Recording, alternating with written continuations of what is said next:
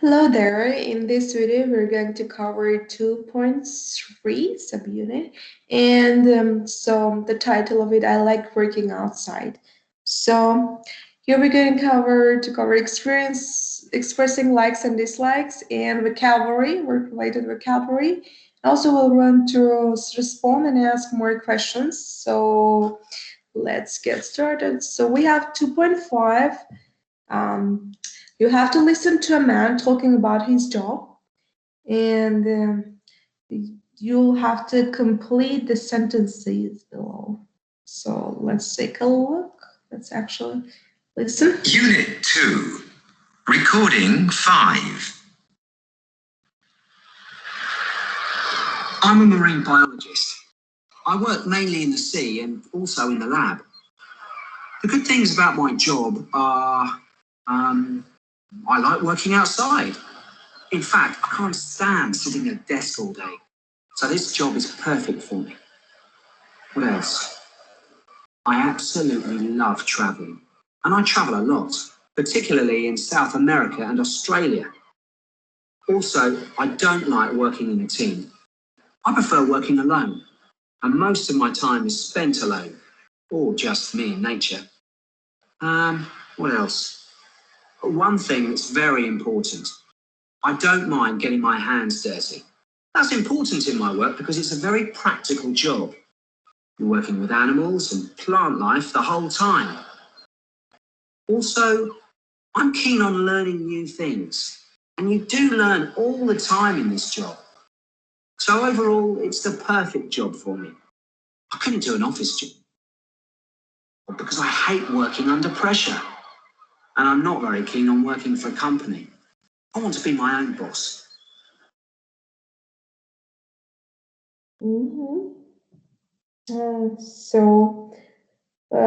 So what does he like about it? So he's talking about his job, and you have to answer this question: what does he like about it, right? So he mentioned some things that he liked and some things that he disliked. So, for example, he absolutely loves traveling, right? He can't stand sitting at a desk all day, and he doesn't like working in a team.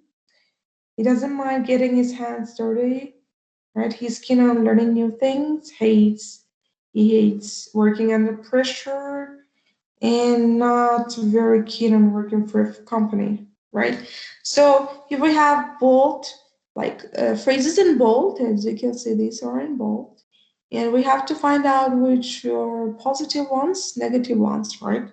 And then we have which are not positive or negative. So if I say like, this is positive, right? It will say like, can't stand, it's negative. Absolutely love, it's positive. Don't like, negative. Don't mind, it's neither positive nor negative. And then we have keen on, well, this is positive, and hate, negative. And last but not least, we have not very keen on. It's it's again not negative or positive, right? Okay, so here you'll have to answer the question: which of the statements in exercise 1B is true for you? For example, if you can't stand, let's say, sitting at a desk all day, if it's true for you, you will have to say this. And then comes work in pairs. You'll have to find out three things that your partner loves, likes, hates, and you'll have to write sentences about them. So you'll have to use the phrases in exercise 1B to have. For example, Miss Maria can't stand smoking, right? She can't stand it. She hates it so much. Okay, so let's go ahead. Now we're gonna go to page 130 to take a look at language bank.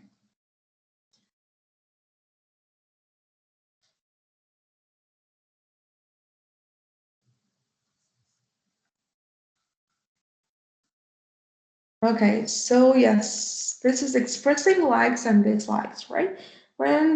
So there are a number of words and other phrases to show likes and dislikes. After these words and phrases, we usually use the ing form. I like singing. I like Okay, if it's not a word, then we just say meet, right? It's not a word, it's just a noun, right? I absolutely love swimming, or I absolutely love tennis. I'm keen on running or beach holidays. And then we have negatives like I can't stand smoking or computers. I don't like working. I don't like rock music. I hate watching TV or films. I'm not very keen on working on food, right?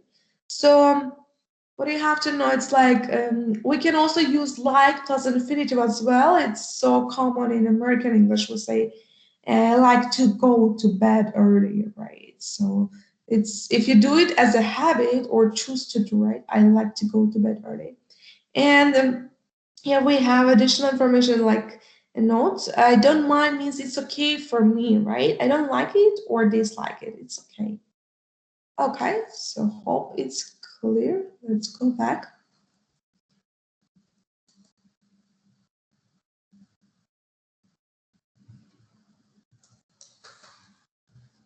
Yes.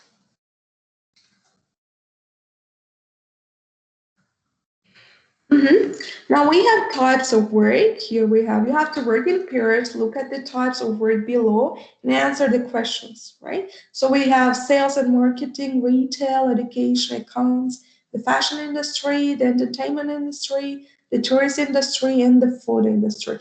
So which industry does a chef, cook, and waiter working? First, yeah, they're working in the food industry. Which industry does a model and fashion designer work in? Fashion industry for sure. And then what types of jobs are there in the entertainment industry? Like entertainment, it's I'd say um, like movie stores, right? Or artists, right? So entertainment industry. Okay, let's go ahead. What types of jobs are there in retail? You'll have to answer this job as well, right? So we call this retail. And you'll have to work in pairs, discuss which types of work in exercise 3A are good for you or your partner, and then you'll have to give reasons for that. Okay, so as you can see here is an example. Um, well, so I should work in sales and marketing because I don't mind working under pressure, right? Well, if you'd like to work in retail, then maybe you are just good at selling, right? Goods or services to customers, right? Then it would be better if you work in retail. Okay, now let's go ahead. So again, we have listening, and here what we have to do is read the notes about the company and answer the questions below. So these are the notes. Name of company of vacations. Headquarters it's in Portland, Oregon, USA. It's founded in 2004. And the service that they provide is holidays where you can try doing different jobs. So basically, it's a working holiday. And so you have to answer these questions like what is special about the company and who do you think uses its services, right? And then we can listen to 2.6 and get the answers.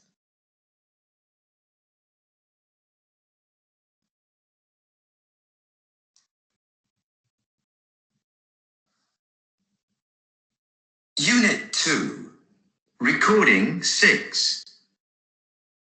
The company is called Vocation Vacations. Vocation vacations? Yeah, and the idea is that you go on holiday with the company, Right. but during the holiday you try out a different job, your dream job. Oh, I see. That sounds interesting. So if you can't stand your job anymore, you can try something new. Great. So, how does it work? The holiday is usually just one weekend. You work one-to-one with an expert who shows you how to do the job. Right. Say, for example, you want to be a cheesemaker. You spend the weekend with a real cheesemaker who teaches you all about cheese. Well, that's great. So, how many jobs can you try? I looked on their website. There's a lot, actually. You can try over 75 jobs. Wow, really? And what type of jobs? You can learn how to make wine. You can learn to be a TV producer, a fisherman. A fisherman? Yep. A magazine publisher, a marine biologist, and lots of other jobs. Well, I absolutely love the idea. Actually, I'm really keen on working as a chocolate taster. What? Do you think Vocation Vacations has a holiday for chocolate tasters? I don't mind getting up early. That way. So, as we can see, so this company helps people to find their dream jobs, right? And you can try, so what type of jobs can you try? Any, right? Like being a cheese maker, right? Even this one. Okay, so then you'll have to work in pairs and discuss the questions. So do you like the idea of vacations? And what job would you like to try with vacations? Well, for me, it would be great if I were like a psychologist for a day. Well, let's go ahead. We have respawn and ask more questions. So 2.7, you'll have to listen, but first you'll have to read and listen to the extracts from the audio script and notice how the listener responds.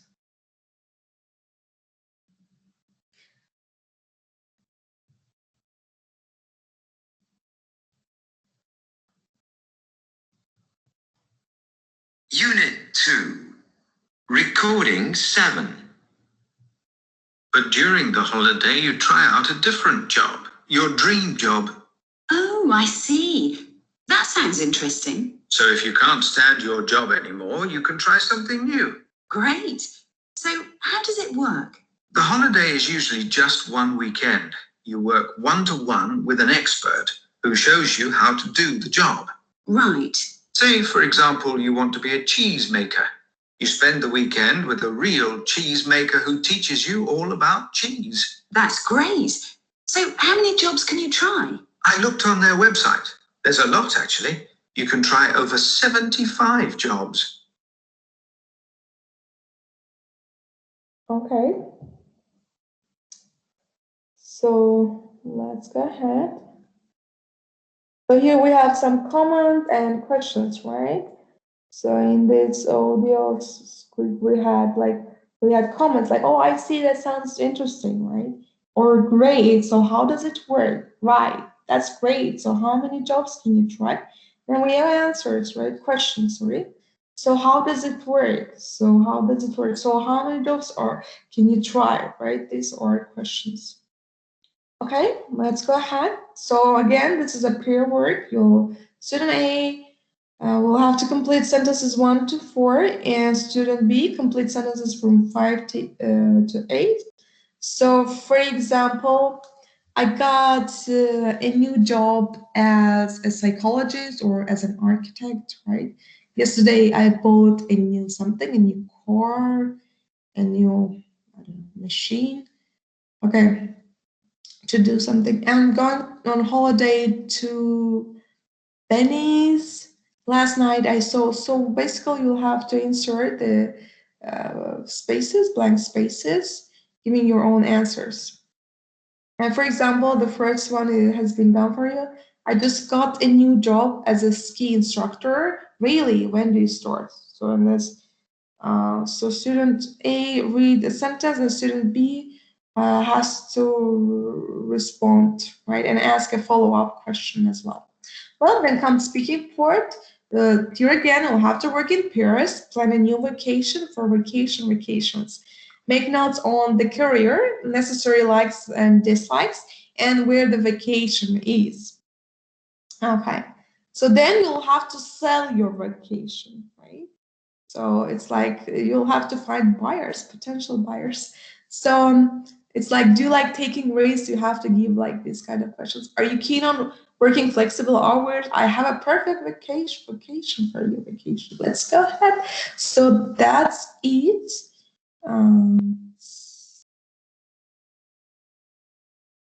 Mhm.